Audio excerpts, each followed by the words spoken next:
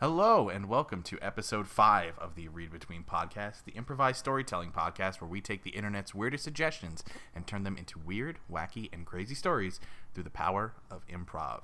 I'm one of your co-hosts, Evan. I'm your other co-host, Lynn. And we are back, episode 5. Heck yeah. Halfway to 10 episodes.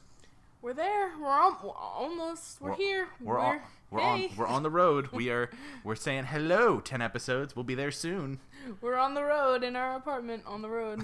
Yes, on the road again, in the apartment, at the kitchen table again, recording another podcast again. For like the 5th time again. Actually, it's like the 7th time or 8th because we lost like 3 episodes. Yeah.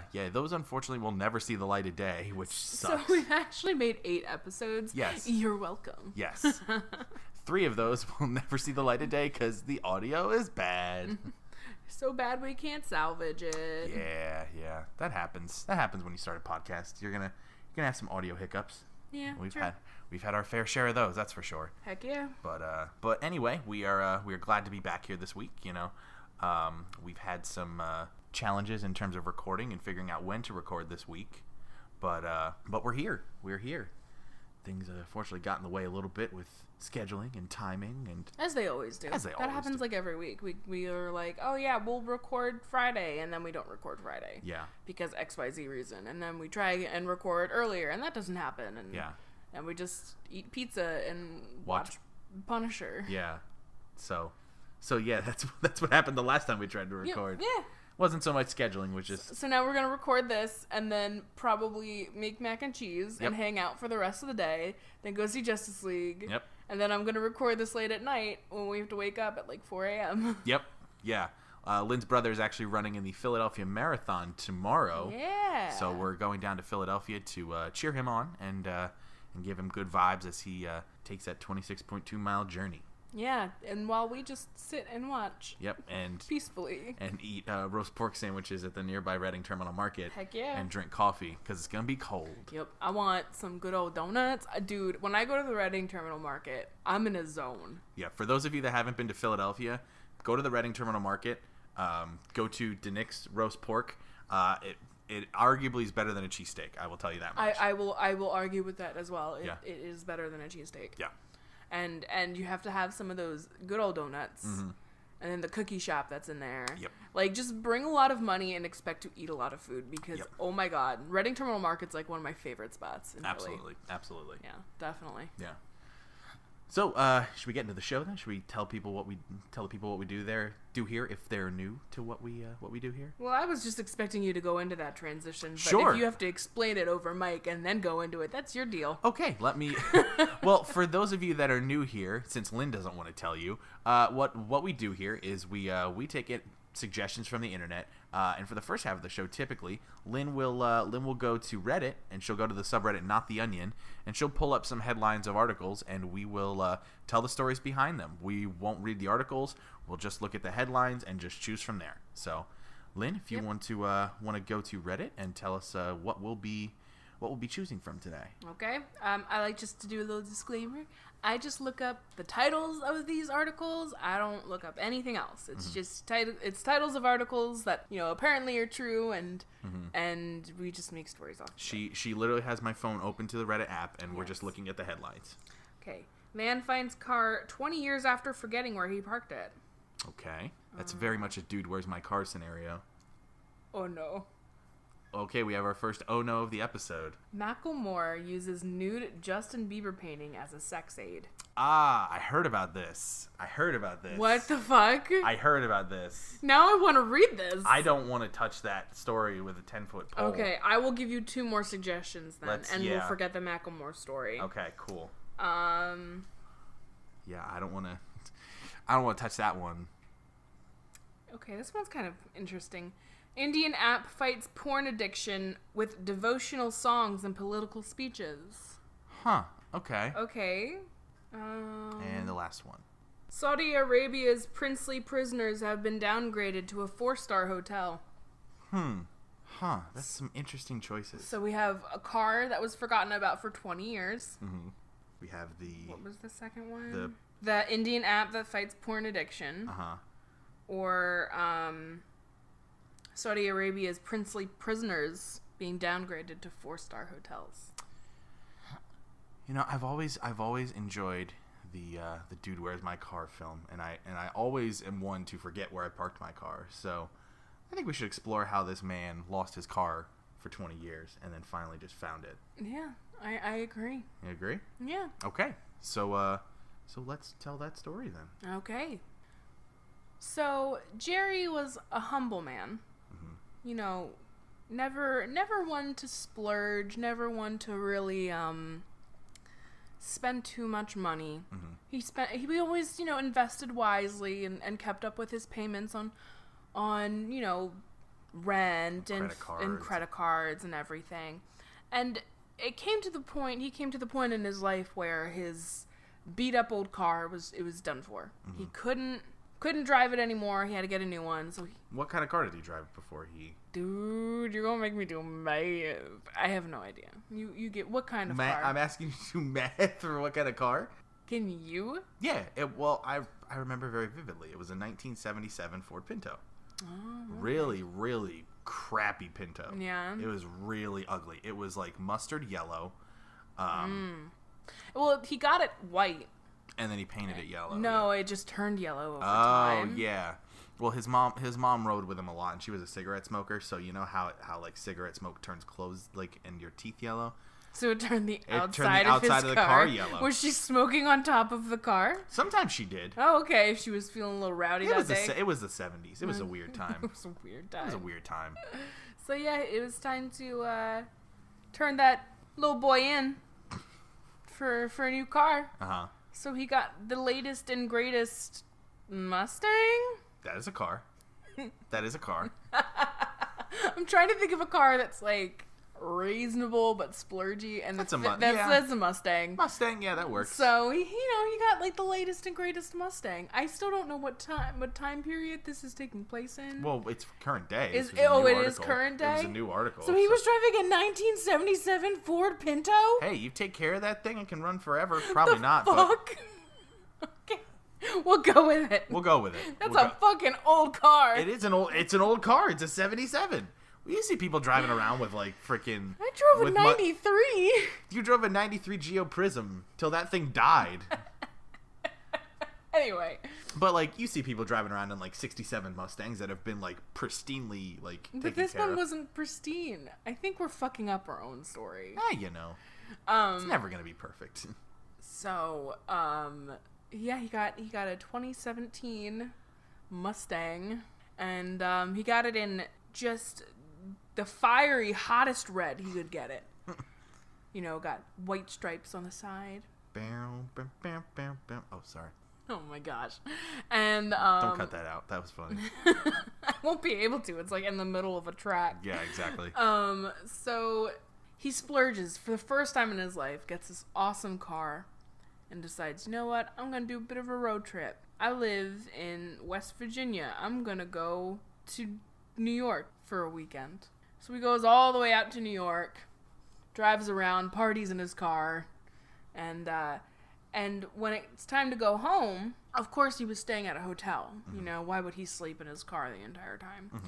So, of course, when it's time to go home, he can't find his keys. Like, he doesn't know where his keys are. Mm-hmm. So he can't find his car. Mm-hmm. He can't, press the lock button and the horn goes off. Mm-hmm. That's not happening with him. Mm-hmm. Where are my keys? Maybe I gave them to the valet. Maybe the valet has it. Goes over to the valet and says, hey, do you have my keys? I drive this fucking sweet-ass Mustang. You would know it just by that phrase alone. And this valet, this is just a teenager who doesn't really give a shit about the job. Yeah. He just got it because it's a gig and he just needed some money. Mm-hmm. And he's like, dude, I haven't seen a Mustang like all day, so you can just leave me alone and just go find it yourself, all right? Fuck off. Later, asshole. So, Jerry, with that, was like, shit, I don't know where I left my car. Uh-huh. And then now he was in a predicament. He has to get home to go to work. Doesn't have a car. Mm-hmm. He spent all of his money on partying in New York and buying this car. Mm-hmm. So now he can't get home and he can't get a ride home. So he's like, okay, this is not good. It's just not good. It's not good. It's not good. So he starts trying to like remember where he was the night before, you know, going back to the clubs, trying to see if he parked somewhere on the side of the road. Mm-hmm. Looked all over the hotel room, can't see anything.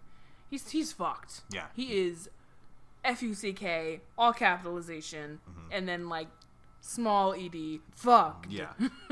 And so at that point, since he can't seem to find anything within the hotel room, he goes down to the front desk. He goes down, talks to the front desk agents, and says, and Jerry's voice is a little weird. He's got a bit of a nasally voice.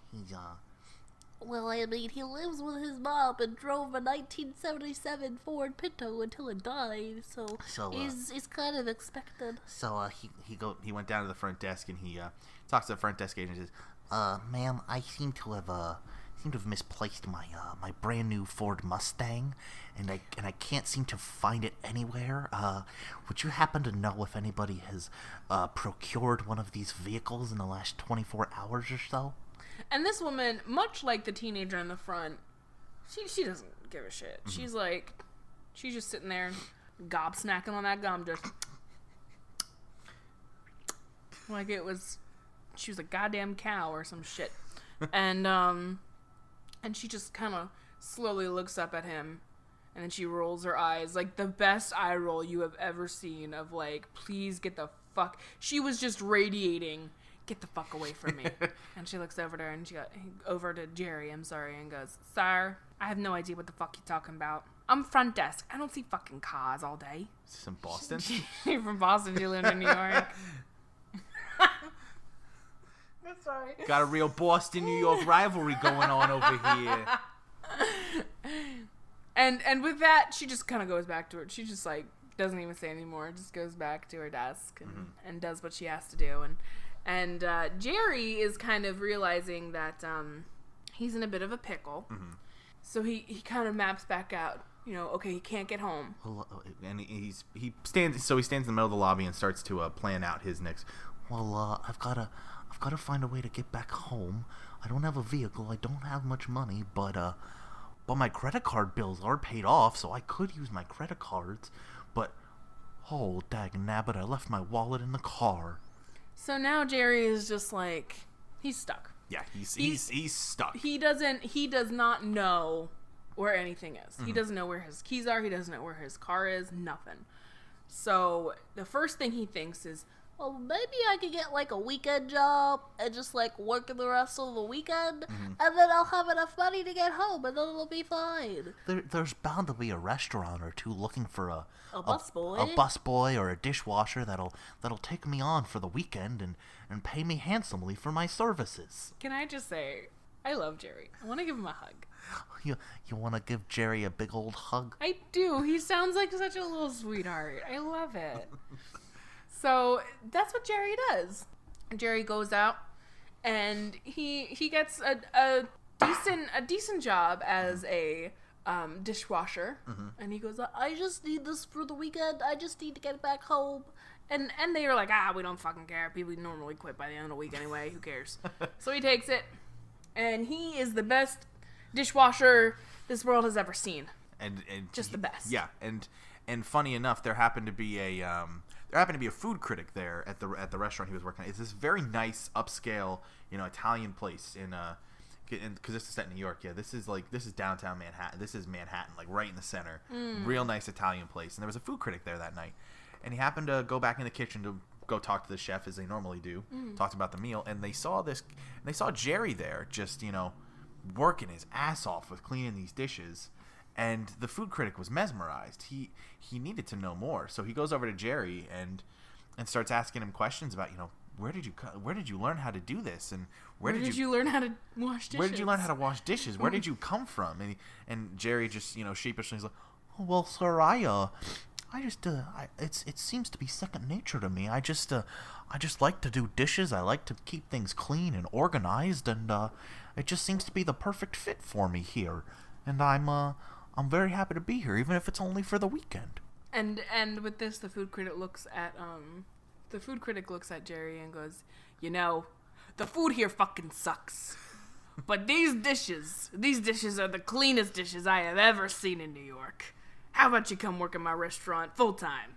Yeah, because this food critic also owned his own restaurant. It was duh. Yeah, that's because really they're mostly restaurateurs that are food critics. So yeah, so Jerry got a gig at this guy's restaurant and ended up going over there the next day and became, you know, well known immediately as the guy who could clean dishes faster than anybody. Faster and cleaner than anybody in the industry. Anything, because you know how they have those dishwashing machines now. Not like the those good old dishwashing machines. I hear they knew. I'm talking about those industrial ones where you like put them all. Okay, but what you said. Yes, it's not. You were talking as if I've never heard of a dishwasher. Yes, before. I know. Yes, this is 1967. No. Oh my goodness. But anyway, yeah, faster than like any dishwasher, human or robotic could do. And I guess there are human dishwashers. I get it. Yes, I get it. Yes, you forgot. I'll stop bragging. Jerry's a human dishwasher. Duh. Are you forgetting the plot of your own story? I'm sorry. This story is going to trash. Yes. So with that, Jerry just decides, you know, maybe I'll just stay in New York for a bit.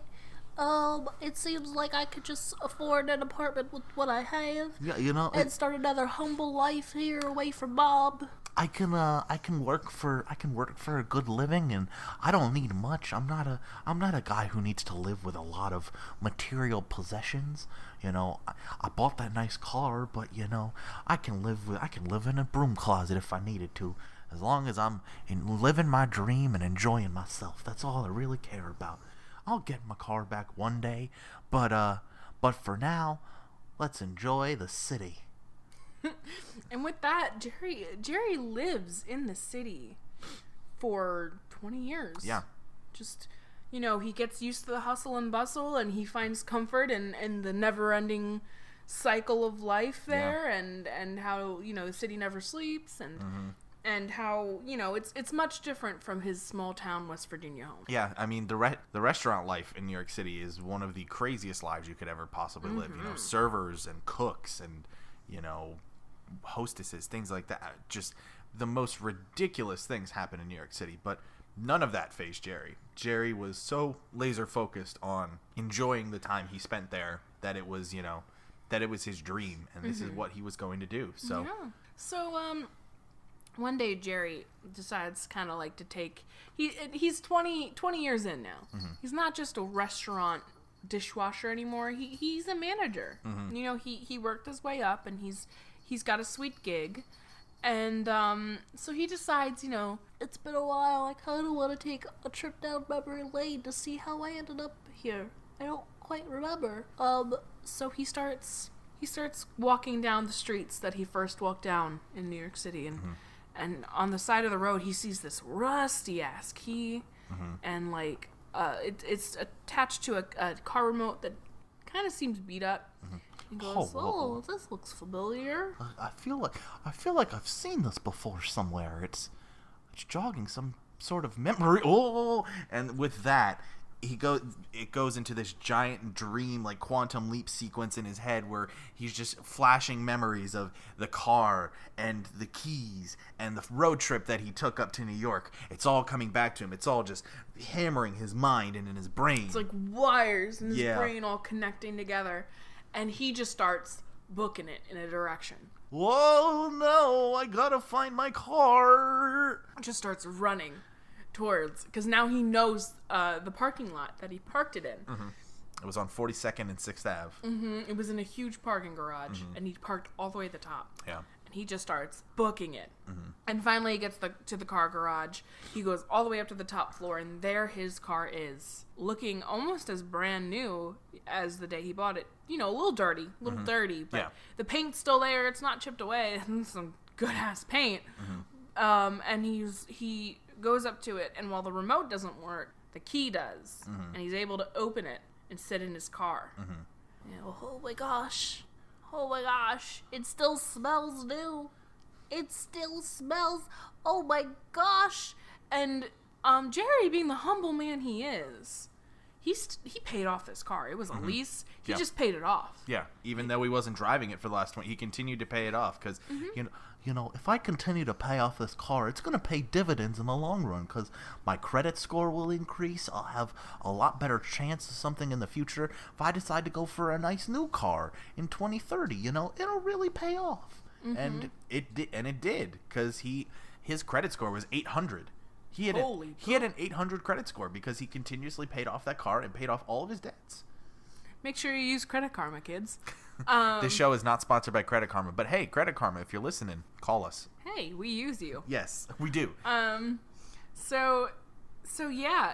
So now he's sitting in this car. The key is in his lap, and he's just bewildered because not only has he found this car that he has actually paid off with his own money, but now this car is a fucking classic. It's worth so much, and he's sitting in it. He owns it. Yep. So he slowly picks up the key and puts it in the ignition. And while the car sputters at first, it hasn't been turned on in 20 years. It finally roars to life. And Jerry just lays back in the car and goes, "Yes!" But after the initial, after the initial joy of turning on the car and realizing that it still works after all this time, he sat there and contemplated for a minute, and he said to himself, You know, I really am happy that I'm reunited with this car, but is this really what's making me truly happy in life? Is this really the true form of happiness that I want? Do I really need this? Even though after all this time I thought I wanted it? And he sat and thought for a moment and just contemplated, everything that he's done up to this point, all the hours, all the blood, sweat, and tears that he put into his work, and how far he's come since, being stranded on the streets of New York 20 years ago. And he decided that, as much as he did want to keep that car, he was going to sell it. He was going to sell it.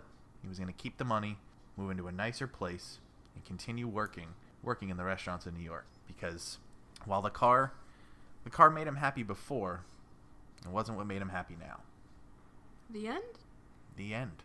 So humble. So I love Jerry. So humble, Jerry. I love Jerry. Jerry, I think, is the most humble guy we've had. I want to hug him. Can we go to New York and hug Jerry? I can make time for you. I can make sure I make some room in my small apartment for you. Come here, Jerry.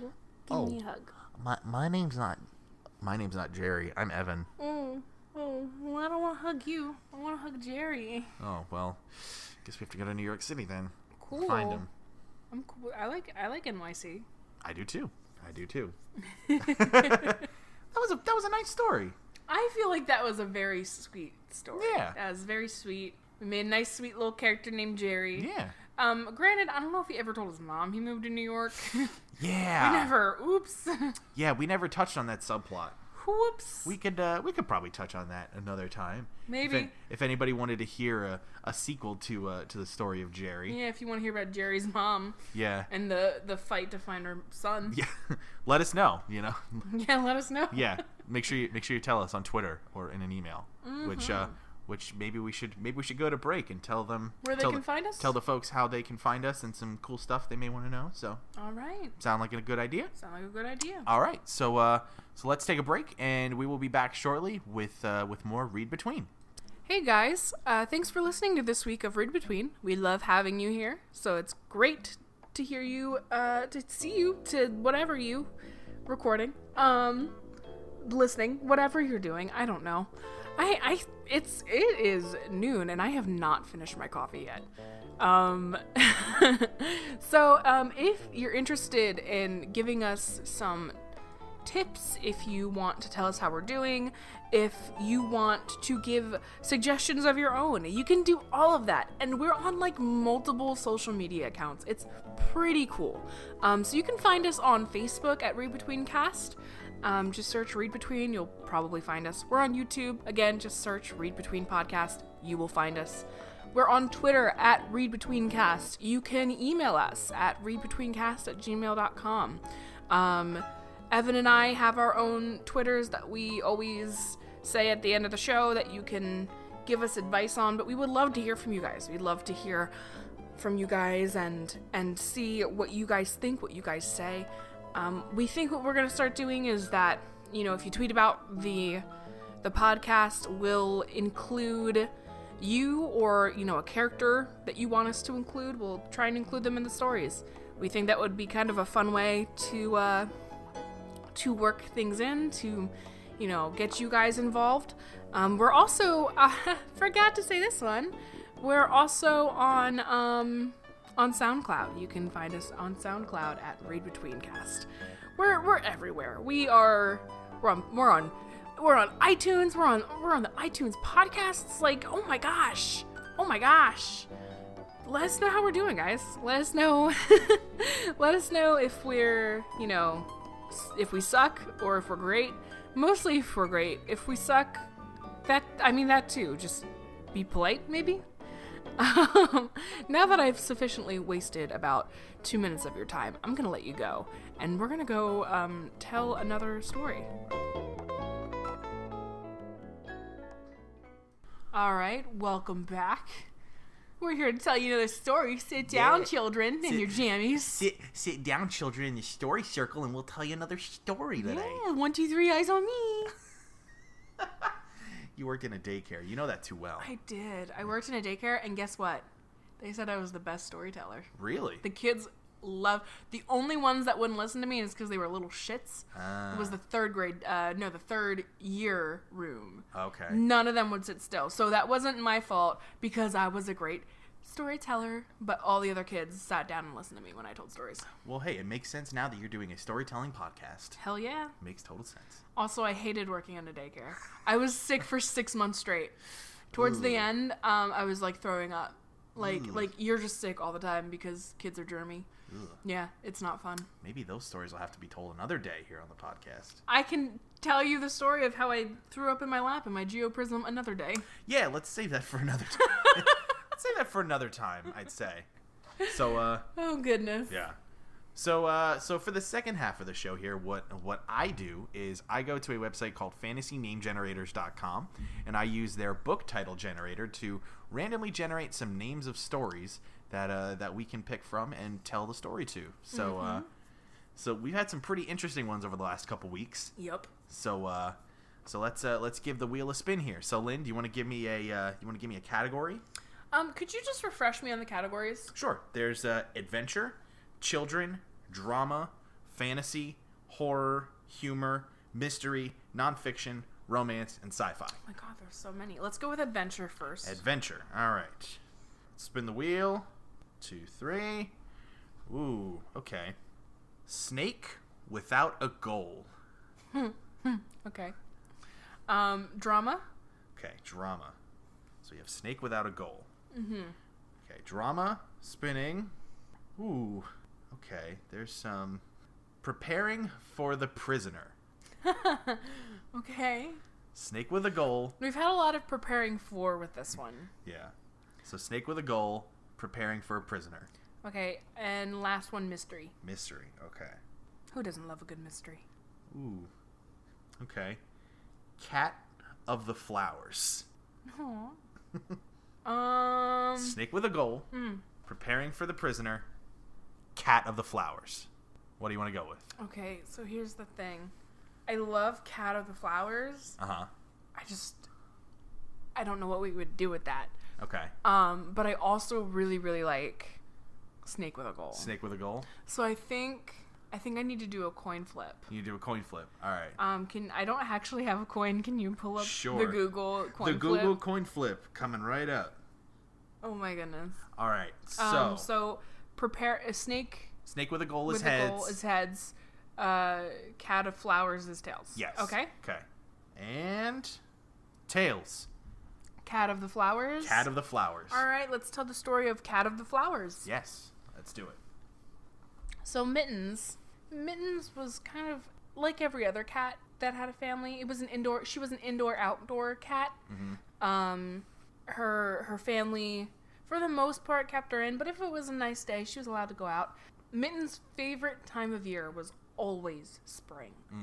Her family owned a lot of gardens. They had a lot of gardens around their yard, and she loved, playing in the gardens and sleeping under the brush of the bushes and you know, sniffing the beautiful, beautiful tulips. I'm trying to name flowers and this is not going on. Do you want me to open Google so you can name flowers? No, the sad part is I should know. Okay, gotcha. One day Mittens kind of was just poking and prodding at some of the flowers and she felt as if they were watching her. Mm-hmm. You know, she didn't know why or how, because I mean she was a cat, but she just kind of went along with it and she took her nap. She went under her favorite bush and took her nap. And when she woke up midday, the flowers, which are normally planted on the other side of the garden, were now in front of her, watching her again. Yeah. And then all of a sudden, as she's starting to awake, one of the flowers just starts going, Hey, wake up! Wake up! And the cat Mittens just kind of looked. Mittens doesn't talk. She just kind of looked at the flowers, and the flowers started talking again. So, are you the guy? Is this one the guy? I don't think it's the guy. Is this the guy?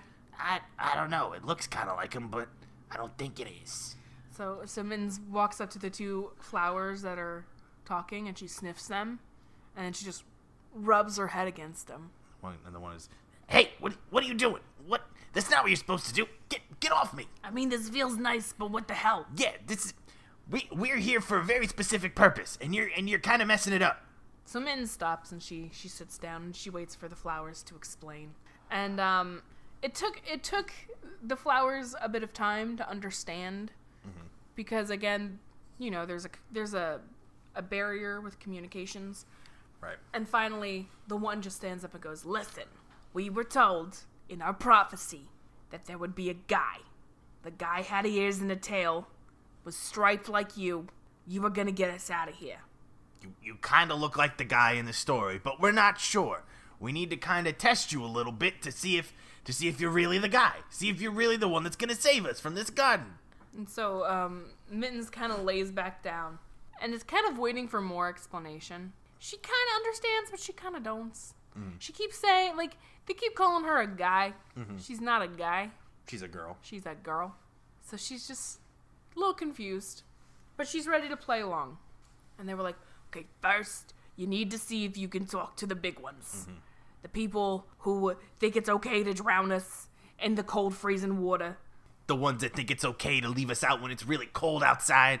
You know, we freeze out here. We freeze, and our stems become ice, and we can break in half really easily. So can you talk to them, guy?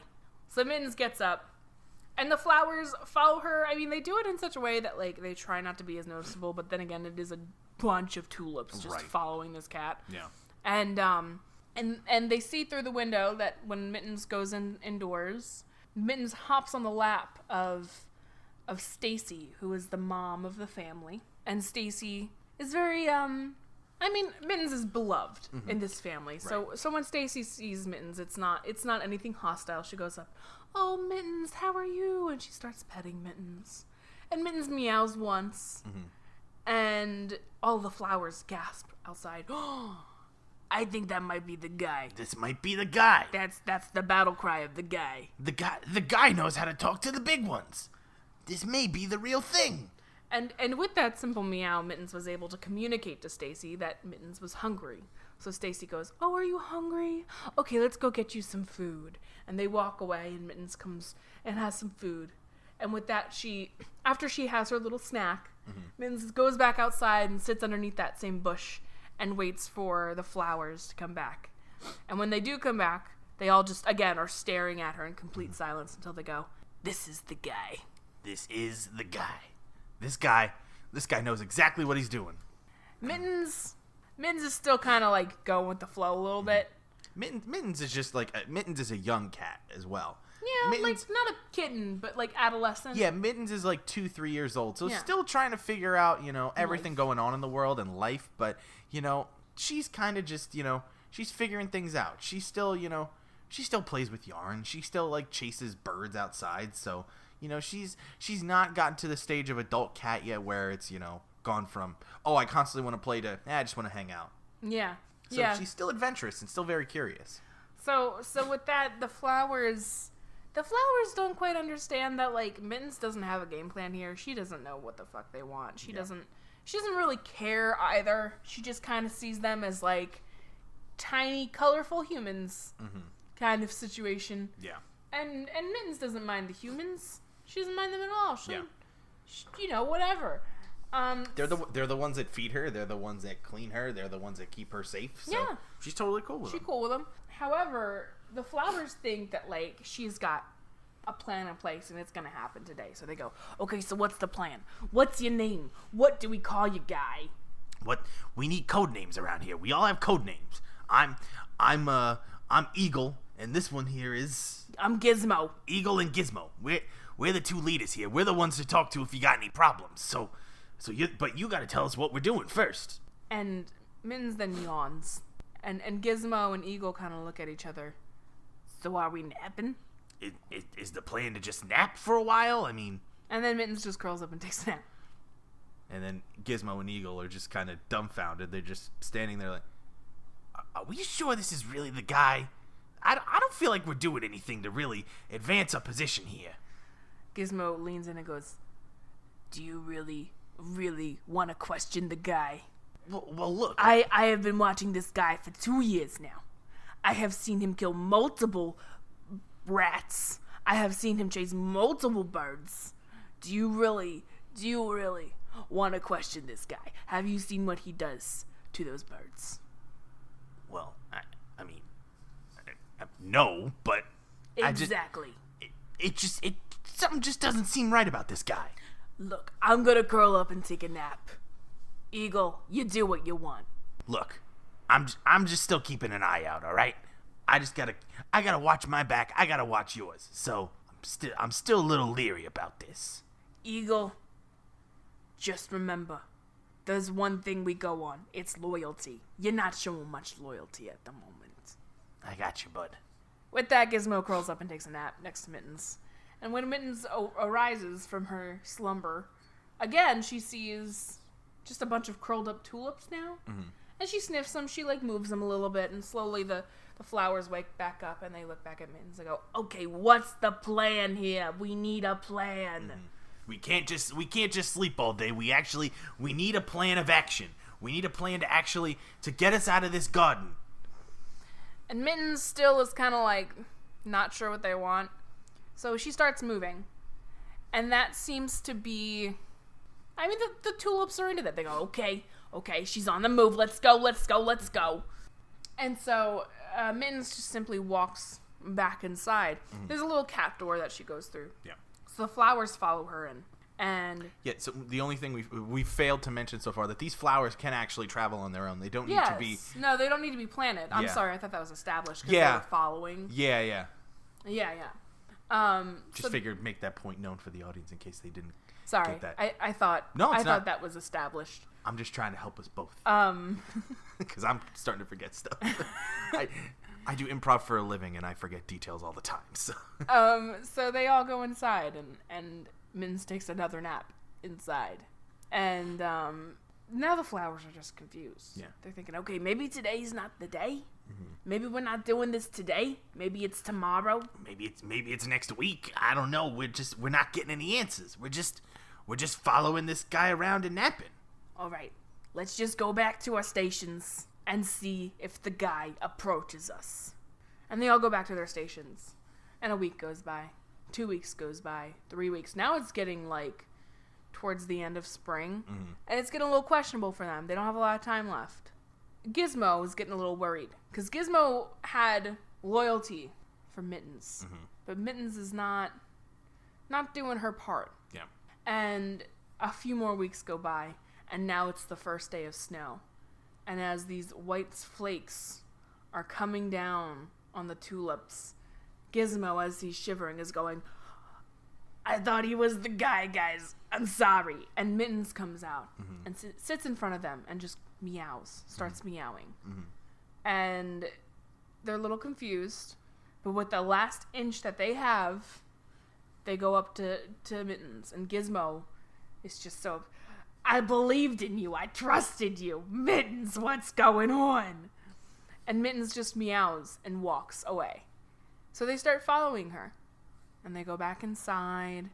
They're able to sneak past everybody inside, go downstairs. And when they go downstairs, Mittens has created in the very back corner of the garage, Mittens has created her own garden for the flowers. Wow.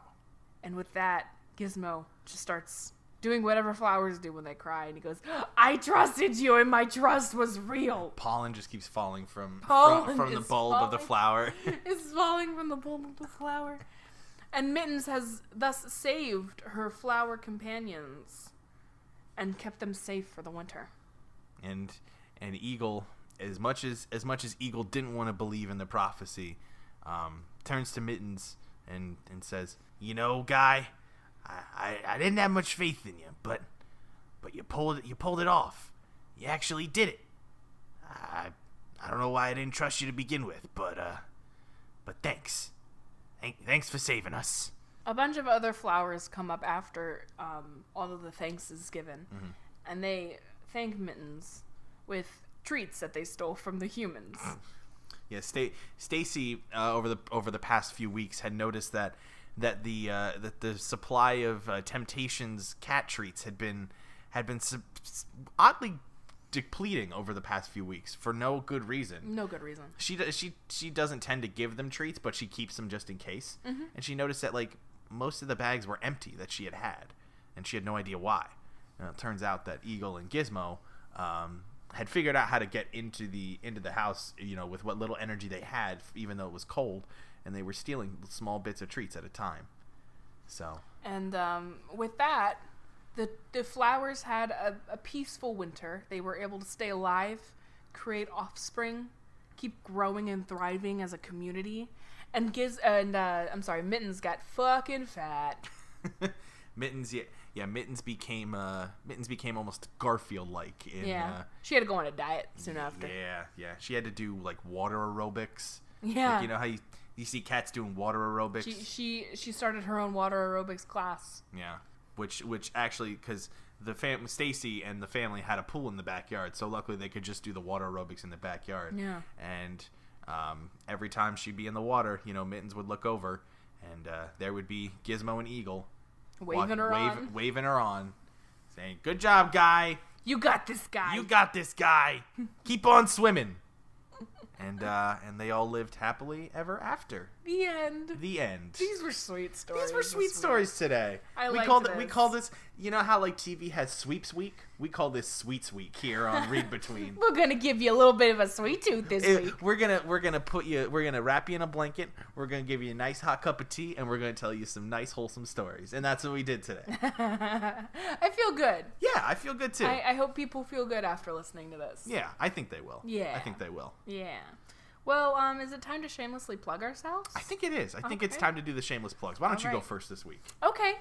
So I am on the internet. Did you know? I think we all are at this point. Yeah, I guess so. I'm at Twitter. You can follow me at AYNNELNN. I'm also on Twitch. Sometimes I stream video games.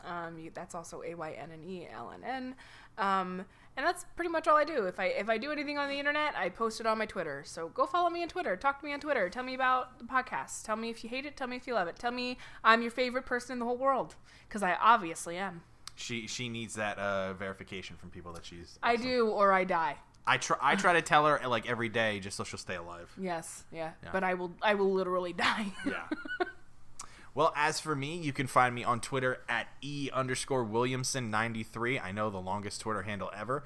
I don't really tweet as much anymore, but I'm trying to actively tweet more. I also do improv comedy here in the Bethlehem, Pennsylvania area. If you're ever in the area, I perform with a team called Family Laundry on the second and fourth Saturday of every month at Steel Stacks in Bethlehem, PA, as part of the Improv Comedy Power Hour. If you have any questions or want to look up more information on those shows, you can go to www.steelstacks.org/comedy. That'll tell you about all of our shows as well as all the other shows coming up. I also have a show coming up at the end of November in Allentown at the Allentown Brewworks called Sitcom Night. It is a night full of partially improvised, partially scripted sitcoms that we're performing live for a live basement audience. It is on Thursday, November 30th at 8 p.m. Doors actually open at 7:30, and we are doing a live laugh track recording So we're going to be using that live laugh track during the show, during the sitcoms. So come on out, support some live local comedy if you're in the Allentown, Pennsylvania area, and you can come see me in person. And I won't be just a disembodied voice that you hear on a podcast every week. Yeah. Yeah. So so I think that's it for our shameless plugs this week. I think so. Should we go over the social media one more time?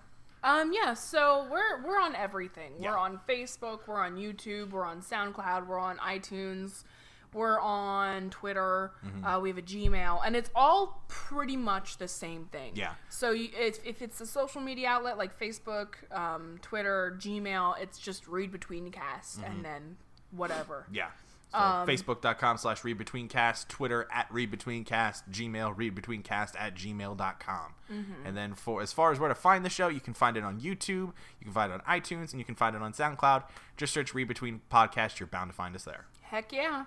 All right, well, with that, we're going to let you enjoy the rest of your Monday. Yes. Have a great week, everybody, and we'll see you next week. Yep, we'll see you next week on the Read Between Podcast. See ya. Bye.